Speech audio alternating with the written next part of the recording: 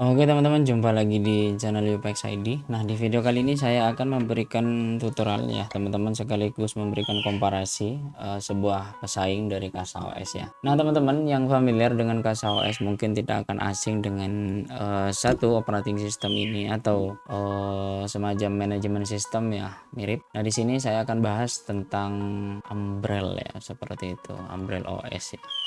Nah, di sini Umbrella OS sekarang gencar-gencarnya juga teman-teman, 11.12 dengan CasaOS, dan juga di segi fitur dan juga tampilan untuk Umbrella OS ini tidak kalah ya. Nah, saya akan bagikan bagaimana cara atau tutorial install Umbrella OS ini di Proxmox saja. Namun nanti akan saya berikan juga tutorial bagaimana cara install Umbrella OS di dalam CasaOS ya, seperti itu. Nah, jadi teman-teman tunggu saja video selanjutnya. Jangan lupa like, komen, dan subscribe juga ya, seperti itu.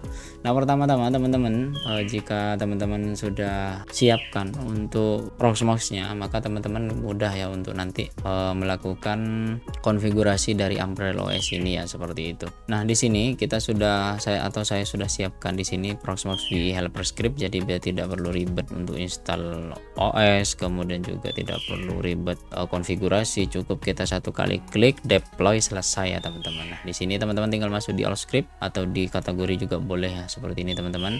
Kemudian masuk di bagian operating system. Nah, di sini nanti ada Umbrella OS di paling bawah ya, nomor 2. Nah, di sini tinggal kita klik saja seperti ini teman-teman. Kemudian kita copy untuk curl-nya. Nah, seperti ini. Nah, di sini ada bash min c, curl fast min s min l. Nah, seperti ini. Kemudian kita masuk di Proxmox VE. Nah, ini saya akan install di Proxmox yang di rumah saja. Ini yang di luar kota teman-teman, Dell R720 dengan 125 GB RAM, yang di rumah itu 16 GB dan 4 core dan juga SSD 256 ya. Kita akan coba install di rumah teman-teman seperti ini. Kita paste saja scriptnya, kemudian kita enter.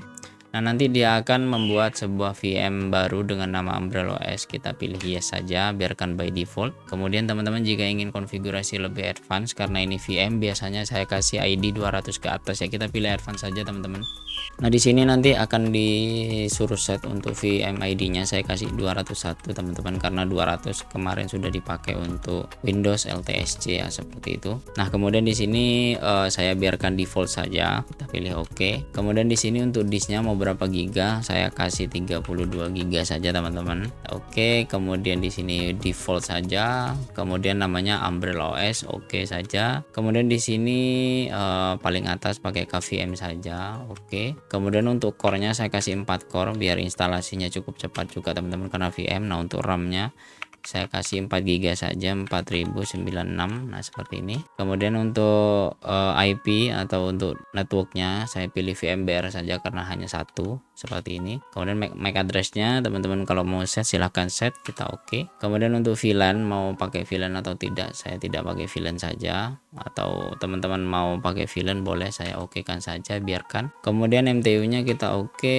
Nah, di sini start after complete, kemudian ready to create, yes. Nah, seperti ini teman-teman. Nah, jadi di sini akan menyesuaikan untuk VM ID, kemudian board size-nya, kemudian hostname-nya, CPU modelnya, CPU core-nya, kemudian RAM size-nya, MAC address, dan lain-lain ya, seperti itu. Nah, setelah ini proses yang cukup lama teman-teman, karena masih download ISO dari Umbrella OS-nya itu sendiri ya, seperti itu. Ini yang cukup memakan waktu biasanya kalau baru pertama, tapi kalau sudah pernah install maka akan cepat ya, seperti itu. Karena memang saya belum pernah install, bukan belum pernah install sih, belum pernah memasang Umbrella OS di Proxmox yang di rumah ya. Tapi kalau yang di luar kota ini pernah ya. Untuk sekarang tidak saya pasang di sini, karena apa? Karena memang aksesnya dan juga untuk kecepatan proses data, karena saya record itu lebih enak di rumah ya, seperti itu. Takutnya VPN interkoneksi saya disconnect ya teman-teman. Kita tunggu saja untuk prosesnya ini teman-teman. Ini akan cukup memakan waktu dan juga tergantung koneksi internet masing-masing ya. Sekaligus saya akan cek koneksi di rumah apakah stabil atau tidak ya, karena dari tadi malam itu tidak stabil, ping itu bengkak sampai ratusan ya. Sekarang sudah di normal lagi, mungkin karena traffic tidak full ya, seperti itu. Nah, ini dia teman-teman, kita tunggu saja prosesnya, ini cukup memakan waktu.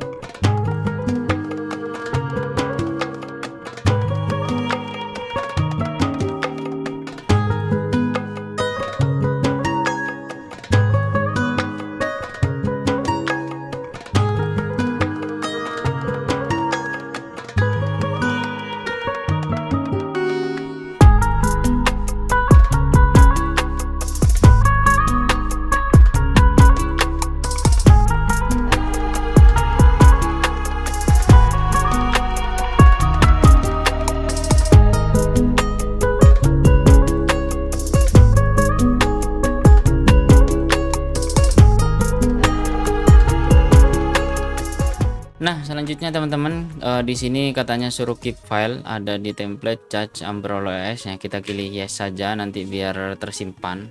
Nah, di sini ada peringatan teman-teman untuk OS saya, storage-nya itu sisa 16 GB katanya ya, seperti itu. Jadi tidak masalah karena memang ini 256 GB ya teman-teman, tapi nanti kedepannya jika ada budget akan saya upgrade ya untuk SSD-nya ya, seperti itu. Nah, karena proses instalasinya ini sudah teman-teman, kita masuk di Umbrella OS-nya seperti ini. Kita di konsol, kita cek terlebih dahulu dapat IP berapa. Nah, jika teman-teman tidak tahu loginnya seperti ini, bagaimana cara cek IP address-nya, teman-teman masuk saja di Mikrotik seperti ini.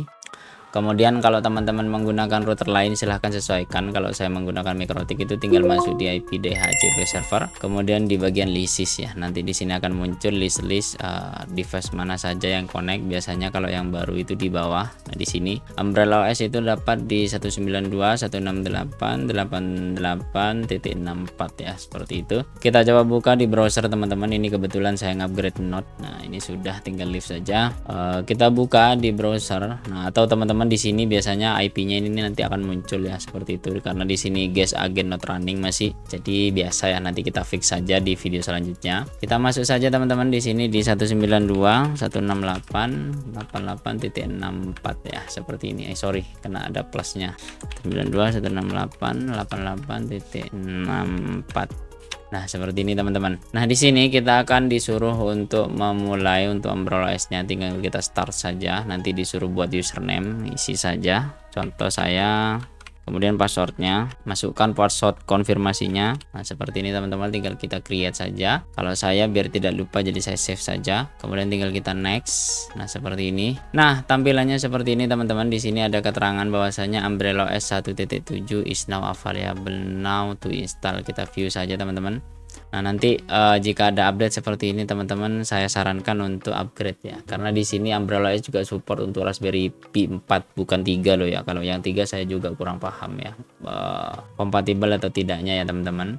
Jadi teman-teman jika ingin install, kita install now saja untuk update-nya. Nah, jadi nanti dia akan updating. Kurang lebih kita lihat saja untuk trafiknya makan berapa ya teman-teman. Kita cek di simple queue. Nah, ini saya disable dulu ya, mungkin takutnya kena simple queue ya. Nah, benar ternyata. Jadi Umbrella OS-nya itu tadi kena simple queue, tidak masalah ya teman-teman. Ini masih proses updating, jangan turn off Umbrella OS-nya katanya. Kita tunggu saja prosesnya, ini tergantung dari koneksi dan juga resource dari server teman-teman masing-masing ya, seperti ini. Nah, di sini kebetulan saya menggunakan mini PC T9 Plus ya teman-teman, dengan konfigurasi yang kurang lebih seperti ini.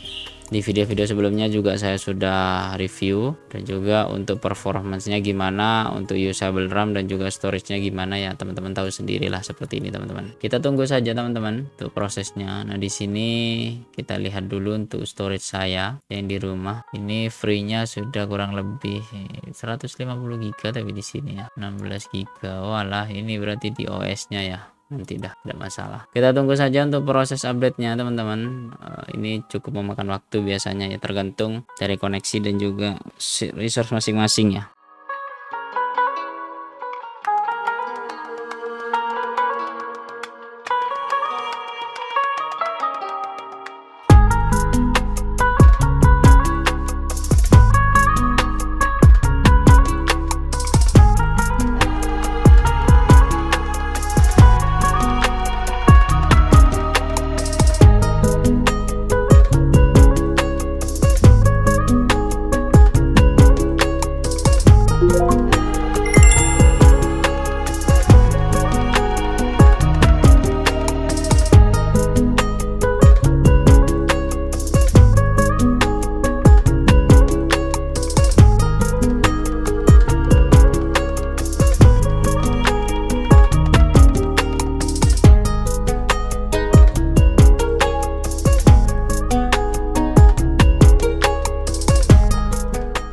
Oke teman-teman, tinggal kita login dengan password yang telah kita buat tadi. Nah, untuk proses update-nya itu sudah ya, mohon maaf karena cukup memakan waktu ya teman-teman, karena memang koneksi di rumah tidak secepat di tempat lain ya, atau di tempat teman-teman. Nah, di sini teman-teman untuk tampilan dashboardnya kurang lebih seperti ini teman-teman. Nah, jika teman-teman juga ingin buat namanya pool untuk jika teman-teman main mining, silahkan ya. Di sini untuk kompatibilitasnya itu cukup tinggi ya, atau lebih direkomendasikan untuk Umbrella OS ketimbang menggunakan Kasa OS ya, seperti itu. Nah, kita nanti kedepannya akan coba contoh kayak Olama, kemudian Hermes Agent dan OpenClaw ya. Tapi nanti kita tunggu saja di video selanjutnya ya. Bagi teman-teman yang baru di channel ini, jangan lupa like, comment, dan subscribe, share juga video yang telah saya buat, join jadi member YouTube UPX ID. Sampai jumpa di video selanjutnya. Peace and out, bye bye.